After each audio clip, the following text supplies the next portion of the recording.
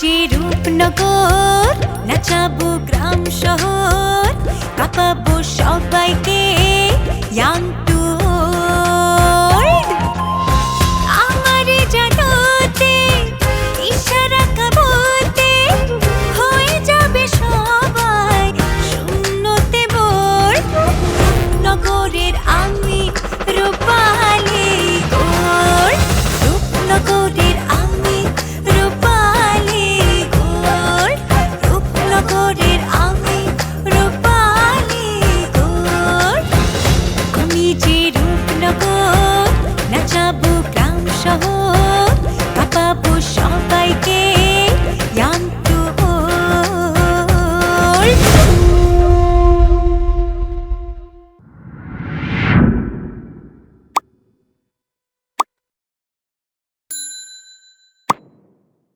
তোর বাপ গেল, ইমনটা গেল, শেষ পর্যন্ত পোলাটা আমার জেলে পড়ে আছে। আমার বুকের 3টা দিক খালি হয়ে আছে। অন্ধকার রাত, ওর ভিতরে একটা লাশ দেখে আমরা দুজন খুব ভয় পেয়ে গেছিলাম। কি করবো বুঝতে পারতেছিলাম না। চিন্তা করিস না, সত্য বেশি দিন চাপা থাকে না। কিন্তু কবে? কারণ সাজানো মামলায় একটা নির্দোষ মানুষ জেলের ভিতরে কষ্ট পাইতাছে। ইভা, নয়ন ভাই নির্দোষ। এই সত্যটা দেখবি একদিন সবাই জানবে। তারপর চাচার কাছে একটা ফোন আসলো, সুখেল নামের একজন। সুখেল? জি, ওই ফোন আসার পরে আমি একটু সরে যে দূরে ছিলাম, কোনো কিছু স্পষ্ট শুনতে পারি নাই, শুধু নয়নের কথাটা কানে আসছে। তারপরে? এইটুকুই, ওই নয়নের বিষয় নিয়েই কথা বলতেছিল। আর চাচা ওনারে বললো যে কিছু একটা করাই লাগবে, এইটুক শুনছি। বস, আমি আসলে নিশ্চিত করে কোনো কিছুই বলতে পারতেছি না। চাচার মুখের ভাব দেখে তো মনে হইলো কেমন জানি একটু ভয় লাগলো। বস, আপনি এখানে? জুলহার আসতো। আচ্ছা, মুখ এরকম গম্ভীর বানায় তোমরা কি নিয়ে আলোচনা করতেছো? গম্ভীর না, মানে আমরা আসলে গ্রামের বিভিন্ন বিষয় নিয়ে আলাপ আলোচনা করতেছি, অনেক কিছু ঘটে যাচ্ছে না। ও, আমি তো আরো মনে মনে ভাবতেছিলাম যে নতুন করে কোনো মিশন শুরু হলো নাকি। তা নতুন করে মিশন শুরু হলে তুমি কি বাদ যাবা নাকি? তুমি তো আগে আগে থাকবা। তা ঠিক আছে, আর তাহলে কোনো সুখের খবর টবর দেও। সুখের খবর? বস, সুখের খবর কোনটা দেয়া যায়? সুখবর এটাই, নয়নের মামলার কাজ কিন্তু থাইমা নাই, জয় হবেই। আলহামদুলিল্লাহ, আলহামদুলিল্লাহ। এ ভাইরাল, হ্যাকারুর কি অবস্থা? ও সাক্ষী দিতে প্রস্তুত আছে তো? কইলো তো প্রস্তুত আছে, মানে উপরে উপরে খুব সাহস দেখাইতেছে, কিন্তু আমি জানি ভিতরে ভিতরে সে ভয় পাইতেছে। কোর্ট কাছারির ব্যাপার না, ভয় তো একটু লাগবেই, ভয় তো করবে, এটা স্বাভাবিক। আচ্ছা, তুই আমার কত, মানে ওর কোনো শত্রু টত্রু আছে নাকি কোনো কাজ, মানে না তো বস, এর মধ্যে কারোর সাথে তো ঝগড়া বিবাদ করে নাই, কোথাও কোনো ঝামেলা হয়েছে এমনটা শুনি নাই। তবে বস, কিছুদিন আগে দক্ষিণের বনে তোরা চালান হইতো না, ওর একটা চালান ধরছিল। আরে ওইটা তো আমি জানি, ওইটা না, মানে ইদানিং ওর আচার আচরণে কোনো পরিবর্তন কি তোর চোখে পড়ছে, বা কারো বিষয়ে ও কি বেশি আলোচনা সমালোচনা করতেছে, এরকম কোনো কিছু তোর মানে চোখে লাগছে বা তুই বুঝছো সেটা দেখে? বস, আমারও জানা মতে নয়ন এসব কোনো কিছুতে জড়ায় নাই। না বস, এমনিতে তেমন কিছু চোখে পড়ে নাই। মনে পড়ছি ওই যে সামিহার বিষয়টা তার উপর অনেক বড় একটা প্রভাব ফেলছিল, তার একে অপরকে চাওয়ার বিষয়টা ফাইনাল করছে। স্বামী আরে তো নান কথা দিছে, তারা তো ব্রিজে দেখাও করছে, তাইলে কি মিয়া ভাইজান বিষয়টা জানতে পারছে? বস, ও বস, কিছু কি হয়েছে? না, তেমন কিছু হয়নি। আচ্ছা আচ্ছা, ওই তুই যা, আমরা একসাথে আবার বসমুনে বৈশা সবকিছু আমি তোরা জানাবো, আপনার জানাবো। ঠিক আছে বস। আচ্ছা শোন, আমরা যা যা জানি আমাদের মধ্যেই থাকবো, এইটা কোনোভাবে কাউরে জানানো যাবে না, বা কেউ জানুক এটা আমরা চাই না। এখন যে কাজগুলি করতে হইব খুব সাবধানে, আগে নয়ন রে আমরা বাইর করবো, এরপরে এক এক করে সব মিটাবো, ঠিক আছে? ঠিক আছে একদম ঠিক আছে বস, আমরা সত্যের পথে লড়তাছি। এই সত্যের জয় যতক্ষণ পর্যন্ত না হবে ততক্ষণ পর্যন্ত এক পাও আমরা পিছু হটবো না। বাহ, বাঘের বাচ্চা। আসি তালি বস। যা যা।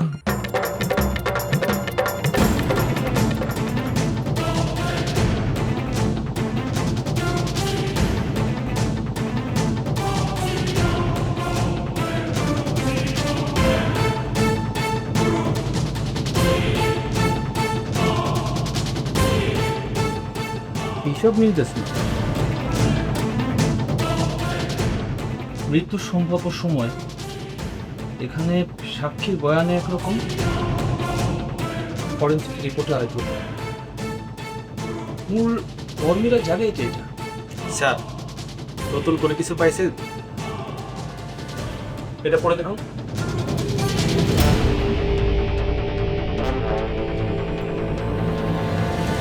স্যার, এখানে তো এক এক জায়গায় এক এক রকম। ফরেন্সিক রিপোর্টেও এই দুইটা সময়ের মাঝখানে আরেকটা সময় দিচ্ছে। তিনটা জিনিস তিন রকম।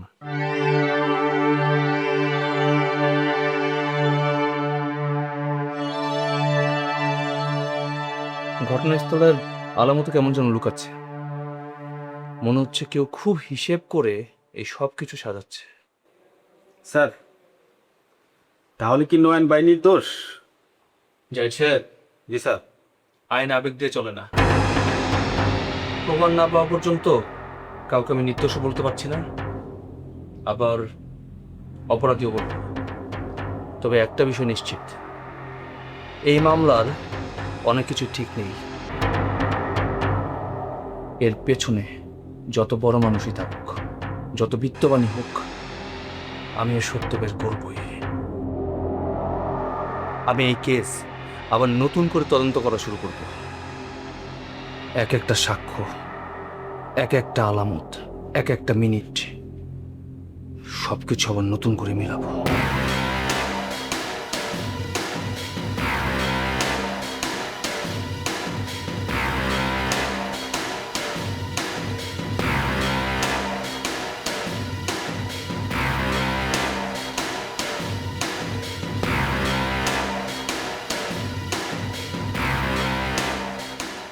চেয়ারম্যান সাহেব, কি ব্যাপার? আপনার মুখে তো দেখি কোনো কথাই নাই।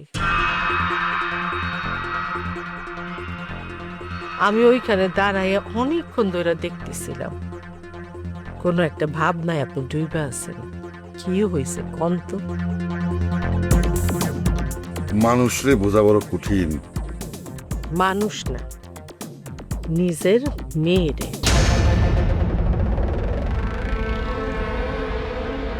তুমি তো দেখি সবই বুঝো। এতদিন ধরে আপনার সাথে সংসার করতেছি, আর এইটুকু বুঝুম না? তার উপরে আবার নিজের পেটের সন্তান। আপনি ইভার কথা ভাবতেছেন, তাই তো? আজকে দিবার চোখের দিকে তাকায় একটা জিনিস বুঝলাম, সে নয়ন খালি পছন্দ করে না, মন দিয়ে প্রাস। আমারও তাই মনে হলো। একদিন বুঝতাম বয়সের আবেগ, এখন দেখতেছি জোর করে এখান থেকে ওরে সরানো যাইব না। আসলে মন রে জোর করে চালানো যায় না। হ্যাঁ, মনরে কখনোই জোর করে চালানো যায় না। একজন বাপ হিসেবে চাই মেয়ের মুখে হাসি থাকে,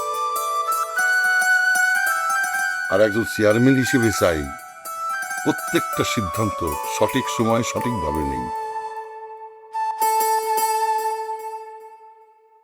দুইটার মাঝে ভারসাম্য রাখা খুব কঠিন, পারবেন? আপনার মনে নতুন কিছু চলতেছে, তাই না? ঠিক দর্শক, কি ভাবতেছেন কোন তো? আমি গোপনে গোপনে নয়নের জামিনের চেষ্টা করতেছি। কি কইতেছেন? সত্য? হ্যাঁ, এতদিন আমার তো কিছু কর নাই। সব কথা সবারই পাওয়া যায়, আগে কাজ করতে হয়, তারপরে মানুষ জানে। কিন্তু কেসটার মধ্যে একটা ঘাপলা দেখা যাইতেছে। না, কি ঘটনা? কেসটা সহজ না, কেমন যেন একটা লেজ দেখা যাইতেছে। এখন এই লেজ খরগোশের না সিংহের এটাই ধরতে পারতেছি না। একটু চেষ্টা করেন, ঠিক ধরতে পারবেন। চেষ্টা করা মানে গর্তে নামতে হইব। আগে একটু বাউলা বুঝে নেই। আপনি সত্যি করে কন্ত, আপনি কি সত্যই নয়নরে সাহায্য করতেছেন নাকি অন্য কোনো চিন্তা নিয়ে আপনি আগাইতেছেন? রাজনীতিতে সাহায্য আর হিসাব এই দুইটারে আলাদা করা কঠিন। তার মানে দুইটাই আছে। নয়ন যদি নির্দোষ হয় তাহলে তার জেলে রাখা অন্যায়, আর অন্যায়ের বিরুদ্ধে দাঁড়াইলে মানুষও মনে রাখে, নয়নও মনে রাখবো। আর তাছাড়া আল্লাহ যদি ইবার ভাগ্যে নয়নরেই লেখা রাখে, তাহলে নয়নের দুঃসময়ে আমি যদি পাশে না থাকি তাহলে নিজেরই তো একদিন ছোট মনে হইবে। তাইলে আর দেরি করেন না, সত্যের পাশে দাঁড়াইলে আল্লাহর সাথে থাকে। দাঁড়ানো, তবে সাবধানে দাঁড়ানো। এখন যেই খেলাটা চলতেছে সেখানে চোখে যা দেখা যায় আসল চাই তার চেয়েও গভীরে থাকে।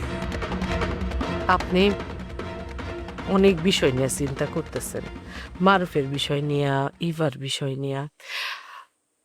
অনেক চিন্তা করে শরীরটা নষ্ট করেন না, ঠান্ডা মাথায় সব চিন্তা করেন, দেখবেন সব সমাধান হয়ে যাইব ইনশাল্লাহ। আমি একটু মায়ের কাছে যাই। যাও।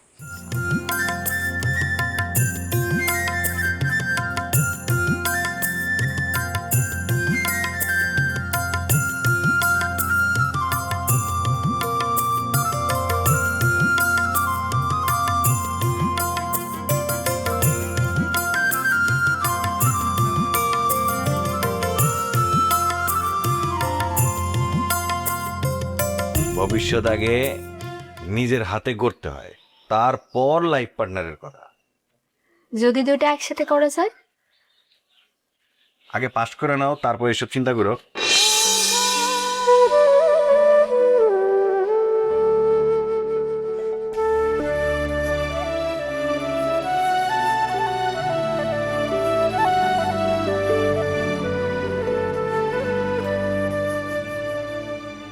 কিরে মাইয়া,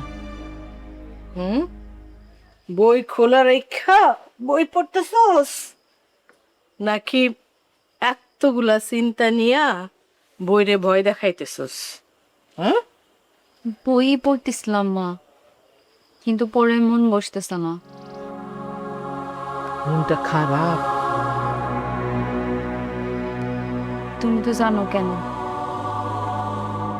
সময় সব সময় খারাপ থাকে না রে মা। মা, তোমার আজকে অন্যরকম লাগতেছে। কেমন?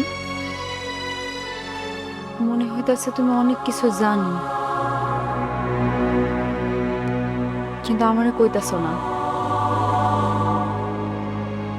মা, সব কথা সব সময় কম যায় না মা। কি হয় না হয় তার তো কোনো ঠিক নাই, তাই না? মা, কিন্তু তোমার চোখ তো মিথ্যা কথা কইতে পারে না। কিছু একটা বদলাইছে, তাই না?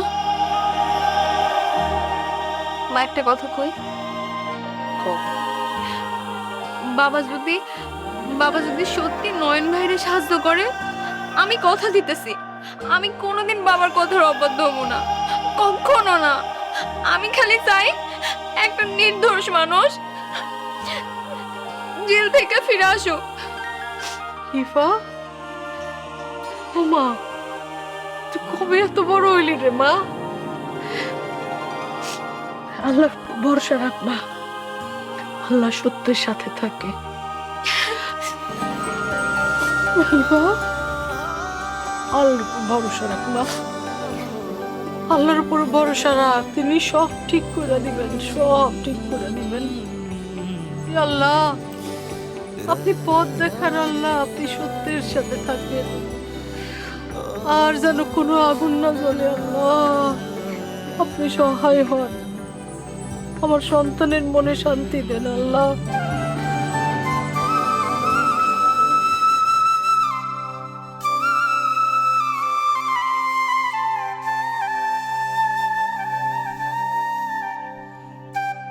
বস,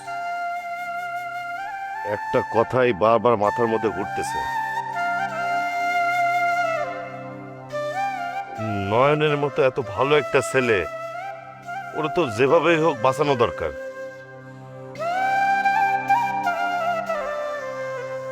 নয়নের মতো একটা ভালো মানুষ যদি অপরাধী হয়, তাহলে তো দুনিয়াতে কোনো ভালো মানুষই নাই। হ্যাঁ, সেই চেষ্টা তো আমি করতেছি রে। আমি ওরা তো ফোন দিতেছি, যার সাথে দেখা হইতেছে, কথাবার্তা বলতেছি। দেখি বিদ্যুতের সাথে আবার বসতে পারি কিনা। আল্লাহ জানো নয়ন রে ধৈর্য ধরার শক্তি দেয়। বস, আমি শিওর এই মামলাটা পুরো সাজানো মামলা। আপনি যেভাবে হোক নয়নরে বাঁচান। তাছাড়া বস, এসআই বিদ্যুতের মতো একটা সৎ অফিসার তো আমাদের ভরসা।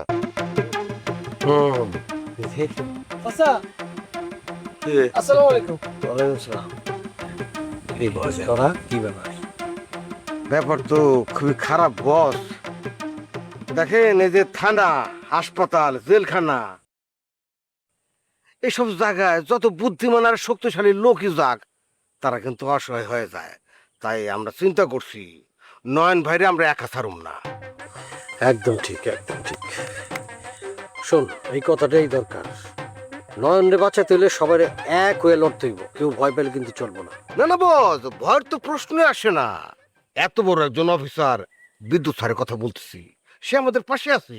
সে নিজে কথা দিছে আমাদের এই যে হ্যাকারুকে সে রাজসাক্ষী বানাবে।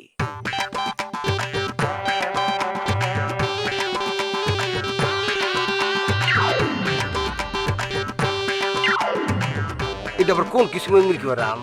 কি হয়েছে? তোর রাজসাক্ষী বানাবে সে বলতো না? তোর রাজসাক্ষী বানায় না, বানাইছি তো। সাক্ষী? কিসের সাক্ষী সেটা কও। আরে আল্লাহ, আচ্ছা তোমার খালি পেটটাই মোটা হয়েছে, পেটের ভিতর কথা আটকায় না? এবারে সবকিছু একটু খুইলা গত। ওই দিন বিদ্যুৎ স্যারের সাথে আমার কথা হয়েছে। নয়ন ভাইকে যদি চাও মুক্ত করতে, তাহলে আমি যেভাবে বলবো সেভাবে কাজ করবো। তারপরে বিদ্যুৎ স্যার কইলো, একারও ভয় পেও না, আমি তোমার সঙ্গে আছি। শোনো, তুমি যেহেতু সব দেখছো, তুমি নয়নরে বাঁচাইতে তুমি রাজসাক্ষী হইবা। আমি বললাম জি স্যার। এবং সে এই কথাটাও কইছে, এই কথা যেন আমরা কাউরে না কই। কিন্তু এই যে এই পেট মোটা, ওর মুখে পেটে কোনো জায়গায় কথা দাঁড়ায় না। সরি সরি, আমি আসলে ভাবছিলাম যে মজদু বস ভাই আমাদের নিজস্ব, তাদেরকে বললে সমস্যা কি, অসুবিধার তো হওয়ার কথা না। সমস্যা নেই, বরং ভালো হয়েছে। এখন আমি বুঝতে পারতেছি বিদ্যুৎ কোন দিক দিয়ে আগাইতেছে। তাইলে তো বস আশার আলো দেখা যাচ্ছে। চাচা, একটা অনুরোধ করতে চাচ্ছিলাম। বিদ্যুৎ স্যার যে আমার রাজসাক্ষী বানাইতে চাইছে, এই কথাটা আবার তারে কইন না, কারণ সে কইছে যে এই কথাটা কাউরে কওয়া যাবে না। আরে এখানে সবাই তো আমরা একই মন মানসিকতার মানুষ, তাই না? আমাদের এখানে যে আলোচনা হইতেছে এটা আমাদের মধ্যে থাকবে, কোনো জায়গায় তো যাবে না। কিন্তু কাউরে এই বিষয়টা আমরা চারজন ছাড়া বলা যাবে না, বুঝছস? হ্যাঁ, বুঝতে পারছো? ভালো করে মাথা জাগাও যে বুঝতে পারছো, বলো। সব কথারই একটা প্রমাণ থাকে। যারা নয়নরে ফাঁসাতে চেতেছে, এটা তো সবসময় প্রমাণ নষ্ট করার চেষ্টা করবো। সব ঠিক আছে চাচা, কিন্তু আমি ভয় পাইতেছি না। সবার আগে নয়ন ভাইরে মুক্ত করতে হইব। তাহলে এখন আমরা কি করব?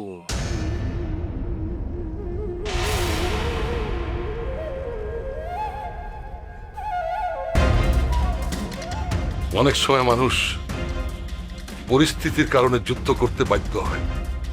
বা তাইলে আমরা পরিস্থিতি বদলাই, কিন্তু অন্যায়ের সাথে আত্মশ্রয়। আর কোনো কথা বলবি না এই বিষয় নিয়ে। এই সংসারে আমি আর কাউরে বিশ্বাস করি না। এখন থেকে এই সংসারের সবাই আমার সন্দেহের নজরে থাকবো। তুই যদি আমার বিয়ে করিস, তুই আমার কি খাওয়াবি? হ্যাঁ, তোর ওই হ্যাকিং করা পাসওয়ার্ড নাকি ভাইরাল হওয়া ভিডিও এসব খাবি?